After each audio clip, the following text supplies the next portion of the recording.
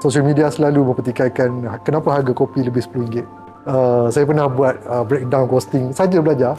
Memang tak senang lah nak bawah RM10 sebab beans kita beli berapa. Sebab banyak orang compare dengan franchise. Nama-nama, tak boleh sebut nama kot. Franchise-franchise yang kat luar kan, yang banyak kedai semua, outlet kan. Diorang boleh beli bar, harga diorang memang boleh jatuh banyak. Tetapi saya memang jarang pergi franchise sebab saya prefer support small local shop macam ni. And there's kalau kita yang jual tu dia mesra sikit, akan ada connection. Dia menyebabkan experience kita kat kedai tu menyebabkan kita rasa nak datang lagi sebab orang tu lagi bagus, cara layan semua, senyum. Sebab kedai kopi yang kecil bagi saya, yang saya tahu kebanyakannya dia orang lebih menitik beratkan kopi tu berbanding dengan kedai yang besar sebab dia orang nak jual makanan semua. So experience berbeza. So hashtag support local lah. Support small coffee shop local. Sebab local banyak franchise. Different lah.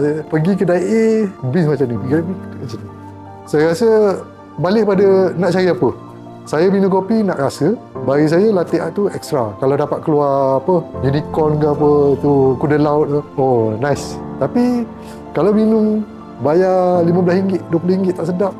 Tak kot. Tak apalah kalau latte art tu tak jalan. Cuma kita pun nak juga latte art tu, cuma bagi saya personally secondary. Saya pergi jauh-jauh, pergi KL semata nak rasa kopi tak sedap, tapi cantik tak guna juga.